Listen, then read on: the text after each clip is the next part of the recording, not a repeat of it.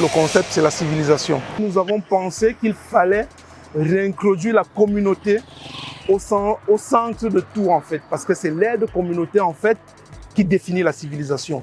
Voilà un peu, en gros, le concept qui est derrière le tournoi Mambo, qui, comme je l'ai dit, n'est que l'un des piliers d'un vaste projet. Le tournoi en lui-même? Le tournoi en lui-même, c'est un tournoi de foot qui se passe sur une journée et qui se joue généralement le samedi, le premier week-end de juillet. Il commence à 9h, il se termine à 18h. La particularité de ce tournoi, c'est que, comme je l'ai dit tantôt, il permet en fait de réconcilier la communauté avec elle-même. Dans ce tournoi, vous avez des entrepreneurs qui ont la possibilité d'avoir des stands de façon gratuite lors de cette journée. Vous avez des artistes qui ont la possibilité de venir prester gratuitement. Et ça fait en sorte que pendant le tournoi, les gens peuvent regarder des matchs de football, rencontrer leurs idoles d'antan et aussi discuter affaires.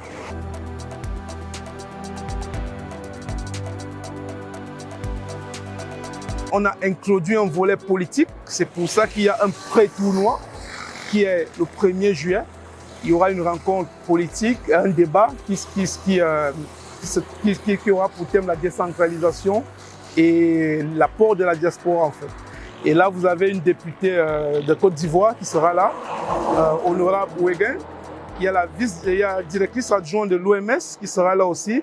Et il y a le syndic de Renan, il y a d'autres personnalités qui seront là. Donc, on aura ce débat-là où les gens pourront venir s'exprimer et débattre sur les thèmes de la décentralisation et de l'apport de la diaspora. Pour 2022, il y aura déjà ce pré-tournoi en fait. Ce sera la première fois qu'on le fasse sur 2 jours. Une autre innovation, ce sera, on l'espère, la participation d'une guest star, un ancien international camerounais. On n'a pas encore la confirmation, mais ça pourrait être du lourd en fait.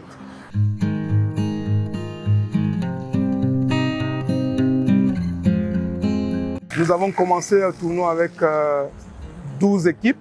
Aujourd'hui, nous prévoyons faire un tournoi de 24 équipes à date. Et sur le plan financier, nous essayons de ne pas être déficitaires en fait. Ça, c'est des chiffres, mais pour nous, ce n'est pas le plus important. Le plus important, c'est que les gens se retrouvent au sein de leur communauté et qu'ils commencent à parler autre chose que des histoires qui ne nous font pas avancer.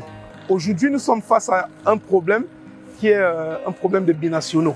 Nous avons pensé qu'il faudrait peut-être les intéresser dès le plus bas âge, juste lors d'un tournoi, par exemple, comme celui-là, faire des détections des jeunes, essayer de leur expliquer en fait comment ça fonctionne au Cameroun, essayer de les accompagner parce que nous avons aussi des entraîneurs de foot, des compatriotes qui ont des diplômes d'entraîneurs qui peuvent les aider à évoluer aussi dans leur domaine. Et ce n'est qu'après que nous pourrons sortir une liste et dire à l'Africa Foot par exemple que voilà, ça c'est la liste des gars que nous pensons qui peuvent intéresser le Cameroun dans le futur.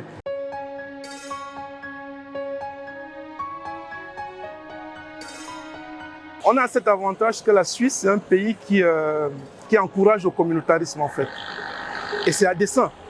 Mais on est la seule communauté, au sens large même, hein, la communauté africaine, qui n'est pas regroupée. On n'a pas cette force-là en fait. Parce que les autres communautés, elles ont les équipes de foot, elles ont des zones de culture, elles ont tout. Il n'y a que nous qui n'avons pas ça. Et je ne pense pas que le problème se pose au Cameroun. Le Cameroun n'a pas ce genre de problème en fait. Nous, à la diaspora, nous avons ce problème où on est assez éparpillés, on n'est pas ensemble en fait. On n'est pas ensemble. Et l'idée en fait pour nous, c'est vraiment de créer une communauté qui va s'entraider, où chacun pourra apporter, soutenir l'autre en cas de besoin et tout. Et pour le faire, nous avons trouvé que le football, qui est un élément rassembleur, autour du football, on a pris ça comme prétexte et c'est autour de ce football qu'on va le faire.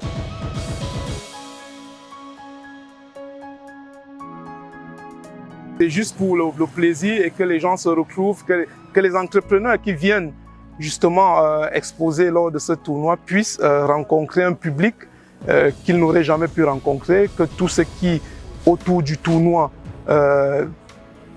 puissent trouver satisfaction parce que chacun aura gagné quelque chose. Parce que nous, en tant qu'organisateurs, nous, l'idée, c'est juste de fédérer les gens. Et après, les gains de chacun, c'est chacun qui pourra trouver satisfaction.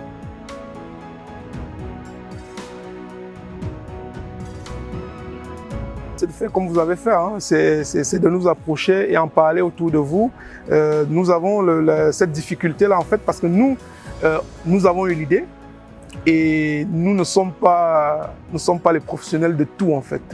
Donc on essaye avec nos moyens et nos intelligences de faire ce qu'on peut faire. Et aujourd'hui, Nadia TV, si il peut y avoir plusieurs cas comme celui-là où les gens s'accaparent de ce projet-là parce que les gens ne sont pas fiers de leurs origines en fait. C'est comme si les gens reniaient leurs origines, tout simplement parce qu'il n'y a pas cette force communautaire en fait. Et nous, l'idée, c'est de créer cette force communautaire pour que les gens se sentent en fait de suivre le cours de cette civilisation finalement.